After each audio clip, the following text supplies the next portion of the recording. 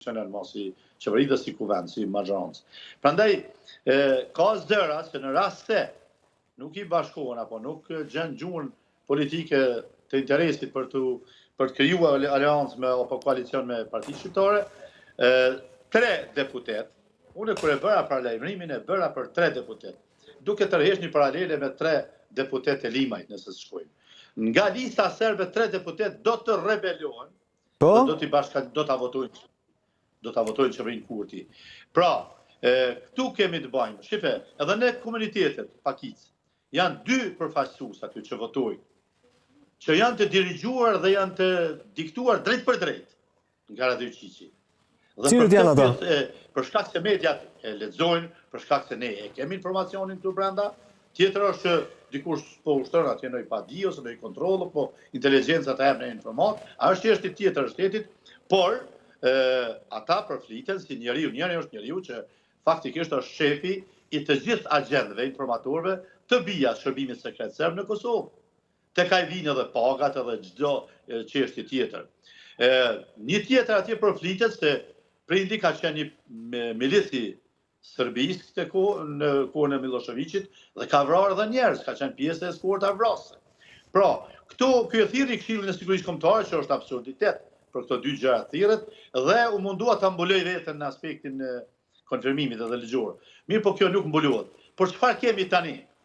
E pa zonjën Shfarc, që tha ka rrezik në intervistë, që të na votojnë 4 deputet të listës serbe. Dhe dikush atje në talli i tha, mirë atëherë ju refuzoni me marr mandatin me qenë se në 4 vota listë. Për hiç nuk u vonua në mbrëmje, apo të nesërme nëse s'gaboj, edhe presidenti Vučić e tha të njëjtën gjë, se janë rebeluar deputetet nga lista serbe dhe duan ta votojnë. Zoti Berisha, vetëm një moment këtu. Se është një moment që duhet sqaruar, shumë interesant. Nëse këta 4 deputet ofrojnë votën e tyre për t'i dhënë numrat qeverisë, kur ndërkohë Kurti dhe të vetët nuk ja ka kërkuar, çfarë duhet ndodh? Mos t'i marri votat e këtyre të 4-ve? Ja, ju lutem, nuk ka këtu mos kërkim. Ata nuk guxojnë as me hedh votën dhe as me bë asnjë veprim politik pa koordinim në rand të parë në nivelin praktik, teren, me Radio Qiqin, që është shefi i tyre, pa marrë parasysh. E kuptova, vetëvendosje çfarë duhet bëj? Duhet i refuzoj, duhet të japi mandatin, duhet t'japi dorëheqjen, nuk duhet ta pranoj. Nëse vetëvendosje do të t'i refuzoj, atëherë pse bën marrëveshje me ta? Jo, pa ja kërkuar thash, pa ja kërkuar. Kryeministri thotë nuk do t'ja kërkoj, nuk do të bëj marrëveshje me ta. Pa ja kërkuar ata ja japin. Jo, nuk e japin ata pa kërkuar. Bile, pa u koordinuar, pa biseduar drejt për drejt. Me Radio Qiqin, ata nuk e japin votën. Qartë. Ata nuk kanë vepruar kur pa drejtën. Tani ju do të pyesni, pse po vije situata deri këtu, se ja po ta them unë tjetrën. Po pra, unë ju pyeta që parë, pse po e bën Kurti këtë? Po e bën sepse nuk ka numrin e votave, apo e gjitha kjo është një gjetje e opozitës? Është një variant i tretë, instrumentalizimi nga ana e Beogradit zyrtar. Po më thuaj cili nga këto qëndron? Jo. Nuk është çështje se si ka numrat, se ka partitë opozitës që ngatshme futen koalicione, edhe kur bën koalicione, si ki votat për ta bërë vetëm qeverinë, atëherë duhet pa koncesione. Ka alshim aty, nuk mundesh me thonë, hajde ti bëmë mu këtu aleat, edhe unë jam ai që vendosi për gjithçka, diktoj gjithçka, jo ka dorë. Se ndryshon loja tani. Pra, çka kemi këtu? Çështja është pak më thellë, edhe nuk do të jenë 4, mbajeni mend nga unë. Nga burimi prapë informale do të jenë 6. E qoftë është nevoja, vetëm për ta mbajtur Kurtin në qeverisë në vitin 2025, gjithë lista serbe do ta votojnë. Në qoftë se hynë në koalicion me parti shqiptare. Tani vjen pyetja pse. Kthehemi në retrospektiv.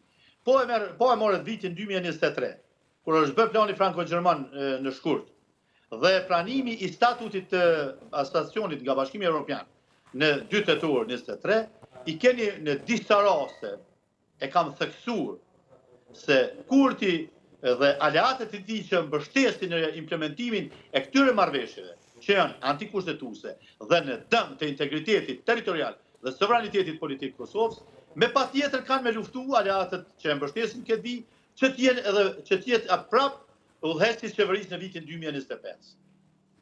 Dhe këtë kalkulim e ka bërë edhe kur mbaheshin zgjedhjet në SBA. dhe pritjet e tij kanë qenë që fiton Harris dhe apo e majta atje Biden Harris dhe nuk e ka pas në plan të implementoj as planin franko-gjerman dhe as statutin e Bashkimit Evropian për asociacionin. Por në momentin kur fryma e fitores u orientua ka Trump, çfarë bëri?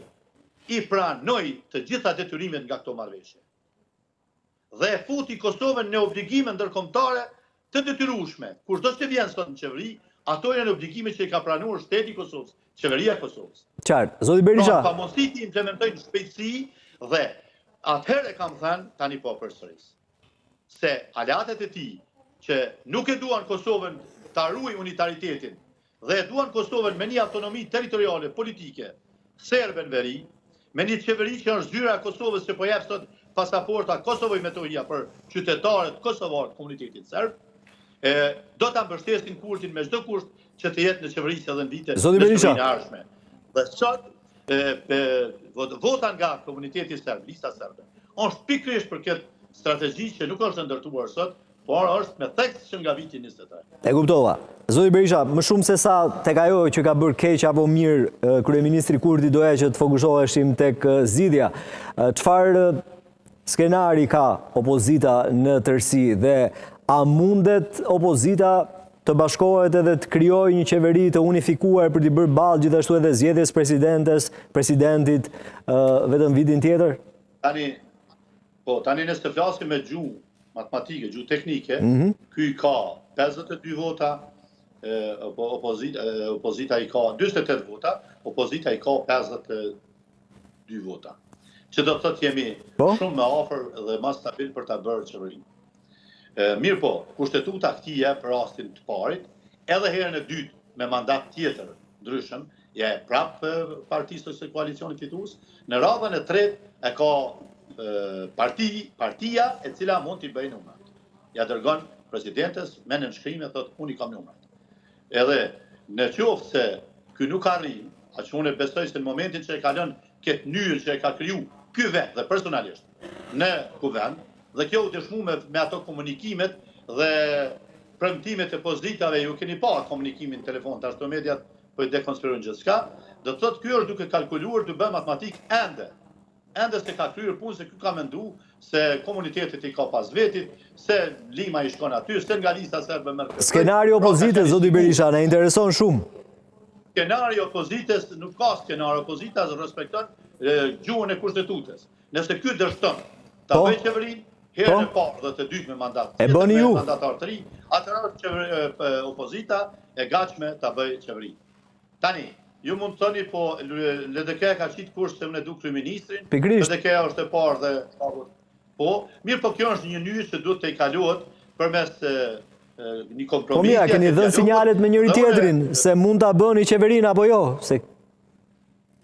Po,